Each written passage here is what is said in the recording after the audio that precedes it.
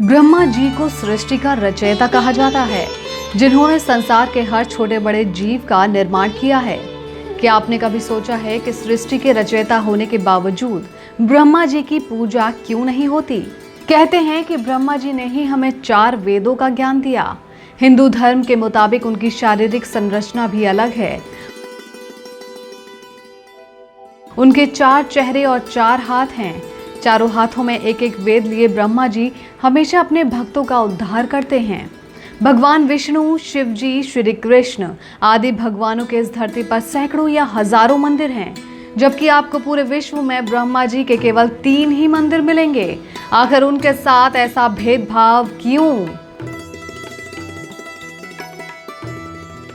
Video को आगे शुरू करने से पहले अगर आपने हमारे YouTube चैनल संत वचन को सब्सक्राइब नहीं किया है तो इसे तुरंत सब्सक्राइब करें और साथ ही बेल आइकन को दबाना ना भूलें। एक कथा के मुताबिक एक बार ब्रह्मा जी ने सृष्टि के कल्याण के लिए धरती पर यज्ञ करने की सोची और इस यज्ञ को करने के लिए स्थान का चुनाव करने के लिए उन्होंने अपने बाह से निकले एक कमल को धरती पर फेंका, जो राजस्थान के पुष्कर में जाकर गिरा। इस पुष्प के यहाँ गिरने से एक तालाब का निर्माण हुआ, जिसे ब्रह्मा जी ने यज्ञ के लिए चुना। लेकिन यज्ञ के लिए समय पर ब्रह्मा जी की पत्नी नहीं आ पाई। धरती के कल्याण के लिए हो रहे इस यज्ञ को संपन्न करने के लिए एक स्त्री का होना आवश्यक था। यज्ञ का समय निकलता जा रहा था, लेकिन सावित्री नहीं पहुंची, और अगर यज्ञ समय पर संपन्न नहीं होता तो इससे लाभ नहीं होता।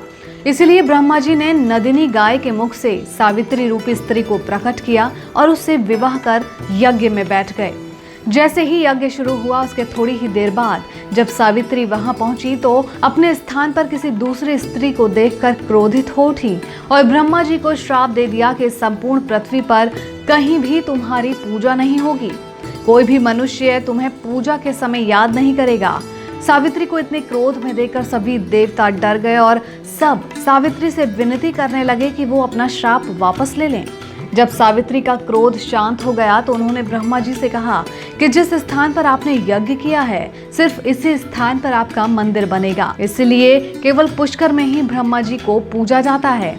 मान्यता है कि क्रोध शांत हो जाने के बाद देवी सावित्री पास ही की एक पहाड़ी पर जाकर तपस्या में लीन हो गईं। कहते हैं वो आज भी वहीं स्थित हैं और वहीं से अपने भक्तों का कल्याण करती हैं। पुष्कर में ब्रह्मा जी का ये मंदिर बहुत ही प्रसिद्ध है और अजमेर आने वाले सभी हिंदू इस ब्रह्मा मंदिर और वहां के तालाब के दर्शन करने जरूर आते हैं। आपको हमारा ये वीडियो कैसा लगे हमें कमेंट कर जरूर बताएं। साथ ही इस वीडियो को लाइक और शेयर करना ना भूलें।